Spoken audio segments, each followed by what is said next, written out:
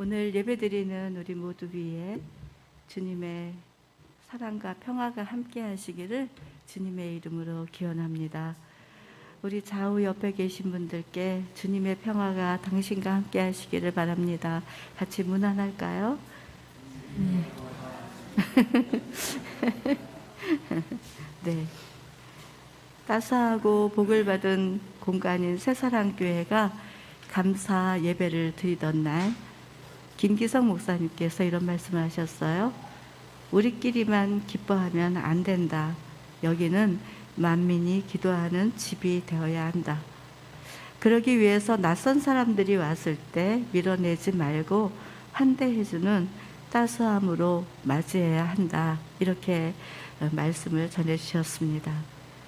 세상에서 사는 동안에 그 날카롭고 거칠고 찢겨진 마음을 가진 사람들이 두 분 목사님과 우리 성도들의 표정을 만나는 순간 이들의 정신이 질서가 잡혀지고 고향을 느끼고 설 땅이 여기 있고 내가 존귀하게 인정받는다는 그 깨달음으로 이곳에 오는 모든 이들이 여기가 고향 같은 그런 사람들이 늘어나기를 소망하면서 새사랑교회에 흘러넘치는 사랑과 평화가 전해져서 세상은 여전히 희망이라고 하는 희망의 표징이 되기를 축복해 주셨습니다. 그래서 이 말씀을 생각해 보면서 우리들의 표정이 정말 중요하구나 하는 것을 생각해 보았습니다. 여러분 한번 옆에 계신 분의 표정 한번 봐주실래요? 어떠신 것 같아요, 여러분?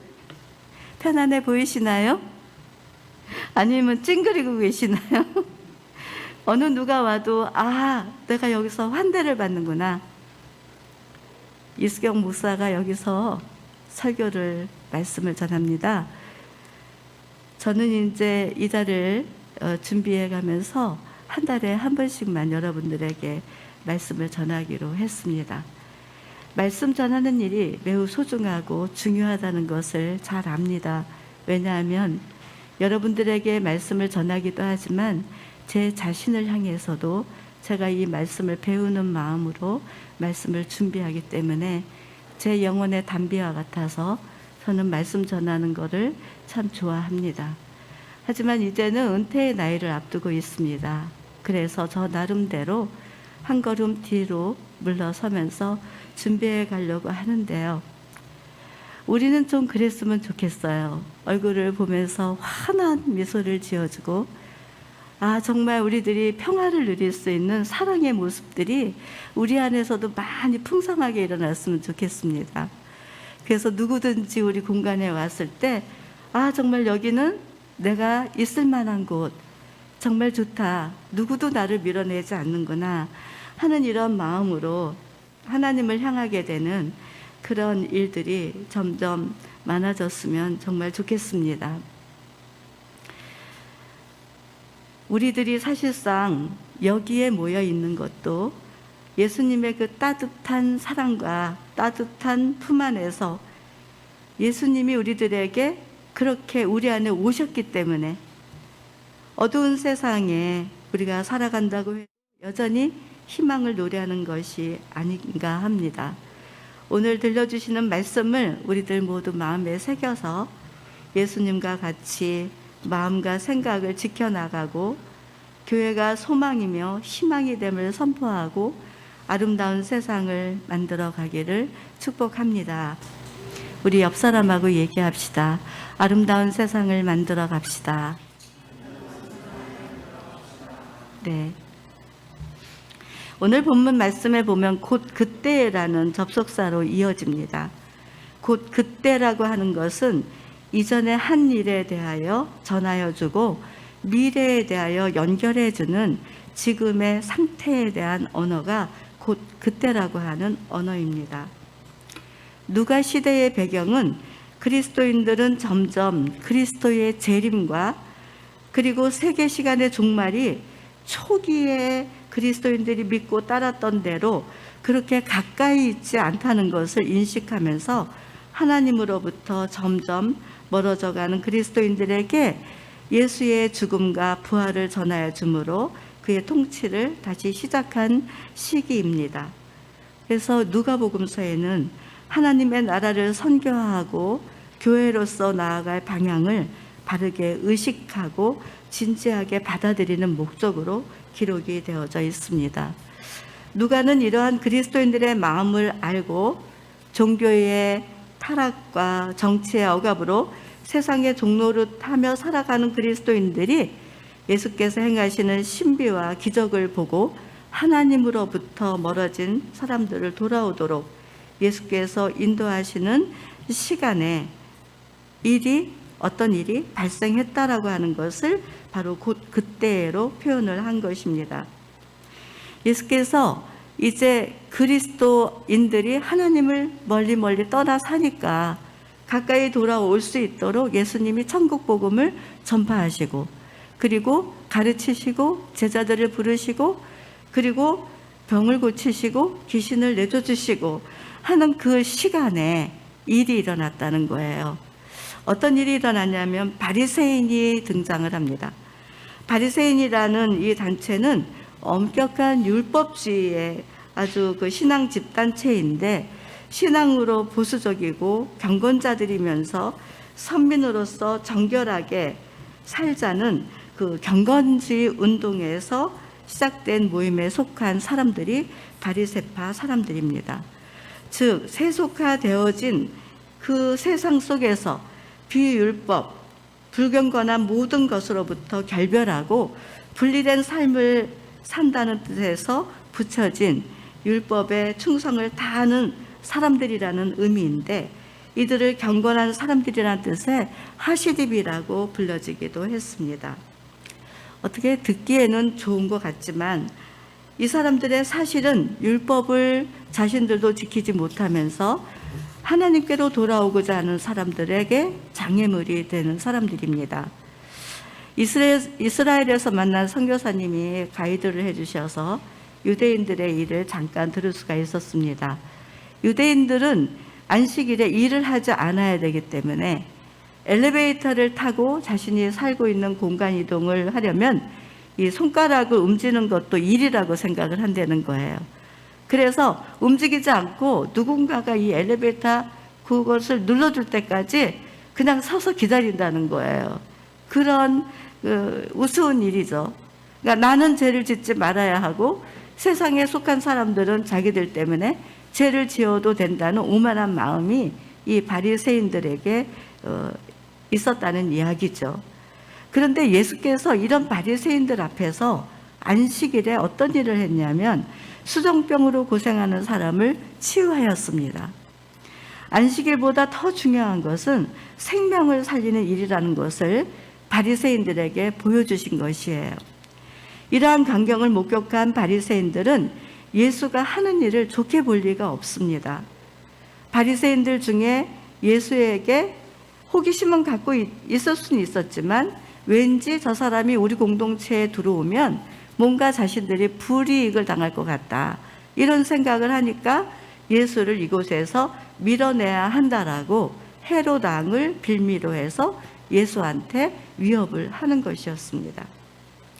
하나님과 관계를 맺고 살면서 우리들도 어떤 갈등의 구조로 이렇게 다가오게 되면 그 일이 선한 일이라고 할지라도 어떤 핑계로든 공동체에서 밀어내려고 하는 그런 악한 마음들이 곳곳마다 있지는 않은지 한번 생각해 보았습니다.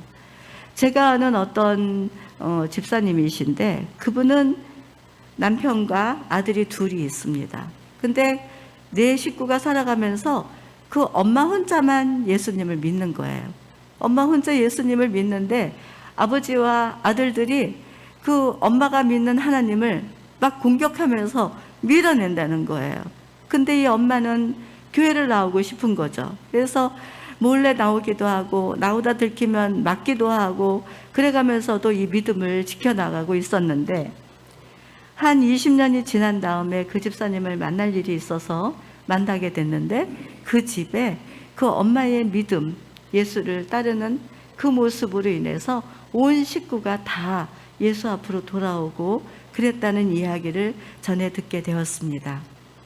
여기에 있는 저나 여러분들도 우리들이 예수를 따르면서 이 예수의 사랑과 평화를 증거하기 위해서 수고하고 애쓰는 일들이 있을 것입니다. 그러나 주변에 있는 사람들이 그것을 좋게 보기보다는 반갑게 반겨주기보다는 밀어내는 일들이 있다는 것을 우리는 오늘 성경을 통해서 볼 수 있는 것이지요. 예수 믿어요, 그래야 구원받아요 하고 사랑의 마음으로 열심히 다가가지만 밀어낼 때 우리들은 어떤 마음의 자세로 갖고 살아야 할 것인가? 그것은 예수님과 같은 마음을 가지고 살아가야 되는데, 예수님이 이런 그 바리새인들의 이야기에 이런 반응을 보여줍니다. 32절에 보면 이르시되 너희는 가서 저 여우에게 이르되 오늘과 내일과 또 모레는 내가 귀신을 쫓아내며 병을 고치다가 제3일에는 완전하여지리라 하라. 이렇게 예수께서 사람에게 여우라는 그 비유를 하시는 것이 조금 상상이 가지 않죠. 예수께서 사람들을 보시고 저 여우 같은 사람한테 가서 뭐 나가라고? 내가 왜 나가? 이러면서 이제 하시는 말씀 같이 들리지 않습니까? 그런데 여기서 여우라고 말하는 것은 누구를 두고 한 말이냐면 헤롯 왕을 비유해서 한 말입니다. 그래서 헤롯은 어떤 사람인가?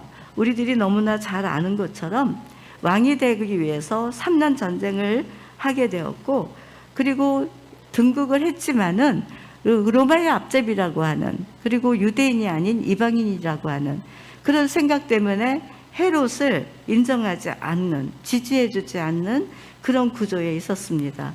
이런 구조에서도 헤롯은 34년간이나 유다의 왕국을 통치하면서 대왕이라는 칭호를 얻었습니다.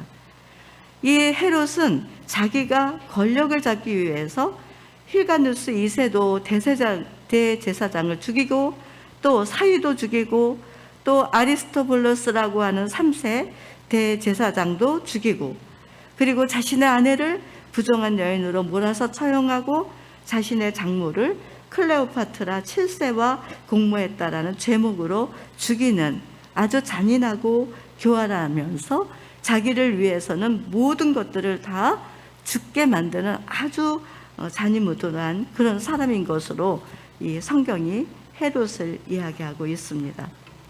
가호위라는 말이 있습니다. 이 말은 여우가 범의 위세를 빌어 다른 짐승들을 위협한 우한데, 신하가 군주의 권세에 힘입어 다른 신하를 거짓하거나 약자가 강자의 세력에 힘입어 백성을 협박하는 그것을 비유하는 말이 가호위라고 하는 말입니다.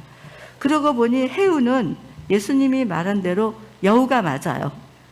근데 오늘날 우리들이 살아가는 이 시대에 여우 같은 사람이 정말 굉장히 많은 것 같아요. 여우가 판치는 세상 여러분 보고 있습니까? 너무나 교활하고 자기의 권리를 위해서, 자기의 명예욕과 건세를 위해서는 약자를 밟고 또 강자를 이겨서 나아가는 이런 구조 안에 지금 우리들이 보는 것들이 있지요. 예수께서는 여우 같은 헤롯에게 가서 나는 이곳에서 떠날 수 없다, 이런 단호함으로 우리들에게 전해주고 있습니다. 이런 예수님의 단호함은 구약시대의 엘리야 선지자와 이렇게 비교가 되는데요. 엘리야 선지자는 850대 1의 전투에서 이겼지만은 이세벨 여인이 너 생명을 다음날 내가 취할 것이다 라고 했을 때 엘리야는 무서워서 도망을 가지 않습니까?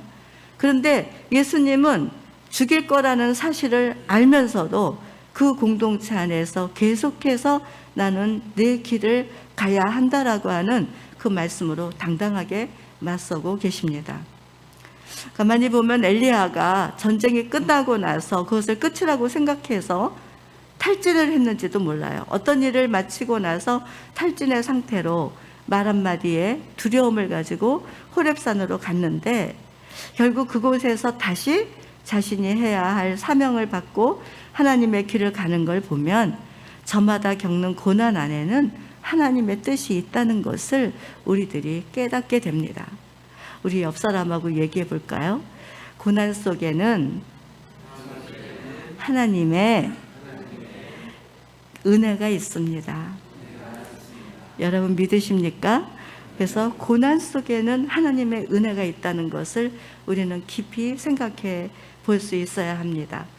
그래서 사람들은 자신의 생명이 위험하다거나 들리는 이야기가 마음을 불편하게 하면 어떤 증세가 일어날까요? 열린 마음을 굳게 닫거나 사람들과의 관계를 끊으려고 할 것입니다. 그러면서 마음이 차가워지죠. 굳어지죠. 닫아버리는 그런 일들을 합니다. 그런데 이러한 생각과 행동은 결국 가만히 들여다보면 그 마음에 상처가 있다라는 이야기로 들려옵니다. 편하지 않은 우리들의 감성은 빛보다는 어둠에 붙들리게 되는 약함이 있습니다. 누가 뭐라고 하지 않아도 스스로 자신을 얽매여서 제 가운데 두고 정죄하고 괴로움에 떨기도 합니다. 하지만 예수께서는 어둠이 하는 일에 대해서 마음으로 받아들이지 않으셨습니다. 오히려 따스한 마음으로 우리들을 위해서 자신을 고난에 내어주는 그 일을 선택하신 분이 예수님이십니다. 예수님의 선택에는 지금의 어떤 상황보다 미래에 일어날 일들에 대해서 자신이 어떻게 행동을 해야 하는지를 알고 계셨어요. 그래서 바울은 언제 어디서나 우리가 하나님을 알므로 인해서 우리는 믿음의 길을 잘 갈 수 있다. 그래서 여호와를 힘써서 알아야 된다라고 권면을 하죠. 하지만 우리가 어떤 상황이 닥쳐오게 되면 하나님을 알기보다는 우선 그 상황 속에 우리의 마음이 뺏겨서 정체성도 흔들리고 그래서 우리가 갈 길을 똑바로 가지 못하는 그런 일들을 경험하게 됩니다. 그러나 오늘 예수님을 한번 생각해 보면 예수님은 어떤 위협 안에서도 하나님을 집중하고 생각하고 행동하는 선한 능력이 함께하고 계심을 우리가 보게 됩니다. 우리들의 삶 속에 때때로 아니 시시각각 어둠은 우리들 곁에서 와락 덤벼들어서 생명과 삶에 위협을 줄 때가 있습니다. 그러한 시간에 우리들은 하나님이 우리에게 무엇을 말씀해 주시는지 생각해 보아야 합니다. 선뜻 그 위험의 마음을 노출시켜서 악에게 지는 일을 행동할 것이 아니라 지금까지 주님의 길을 가는 동안 우리들의 힘이 아닌 선하신 그분의 능력이 우리를 여기까지 있게 하셨다는 고백을 가지고 또 시작되는 시간에 불확실한 것이 있다 할지라도 선하신 능력이 우리로 하여금 하나님의 꿈을 향해 나가도록 도와주실 것을 믿는 저와 여러분이 되어야 될 줄로 믿습니다. 예수님께서 그와 같이 행동할 수 있었던 것은 오늘 말씀 끝절에 34절 말씀인데요. 예루살렘아 예루살렘아 선지자들을 죽이고 내게 파송된 자들을 돌로 치는 자여 암탉이 제 새끼를 날개 아래 모음같이 내가 너희의 자녀를 모으려 한 일이 몇 번이냐 그러나 너희가 원하지 아니하였도다 이렇게 말씀하십니다.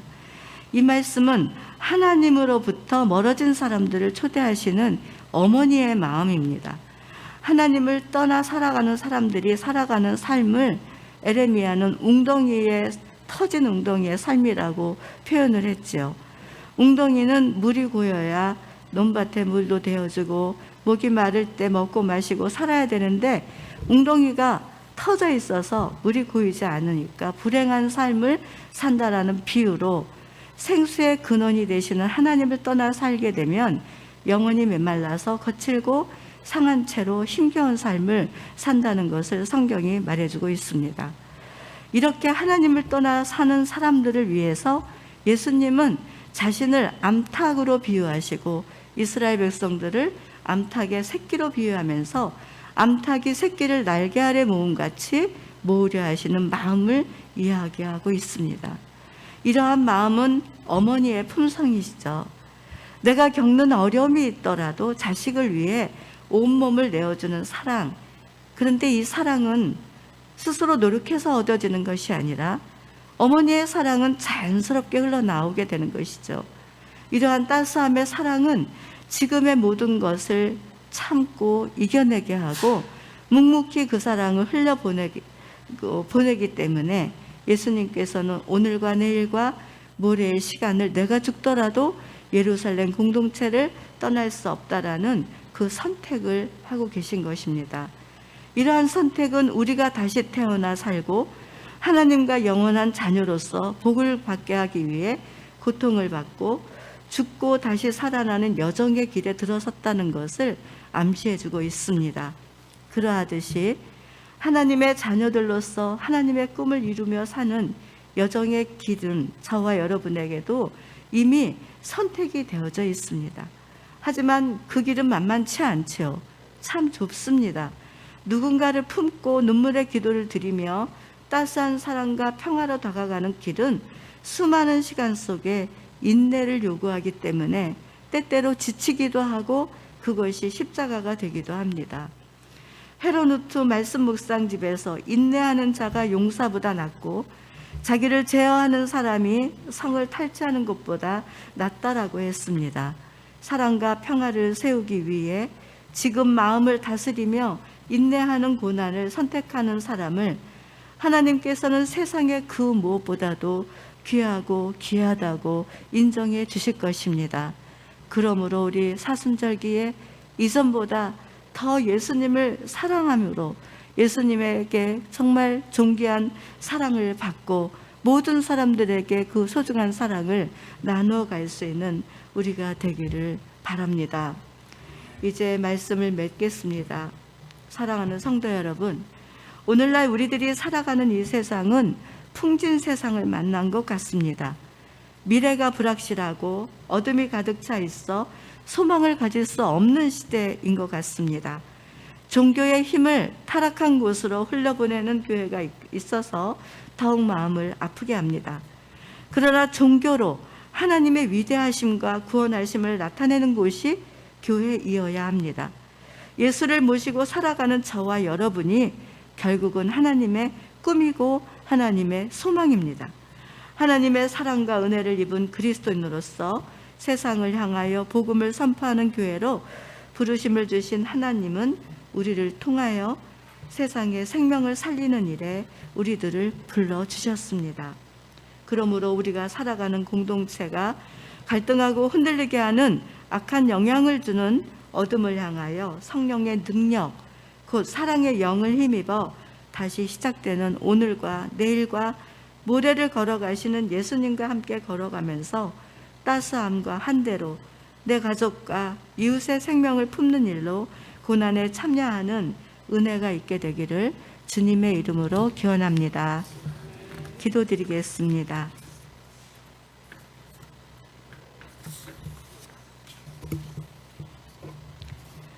하나님, 우리 주 예수님이 걸어가신 길은 온 세상 사람들을 살리기 위한 고난을 선택하는 길이었습니다. 그 고난으로 생명을 얻은 우리들이기에 그 은혜에 감사드립니다.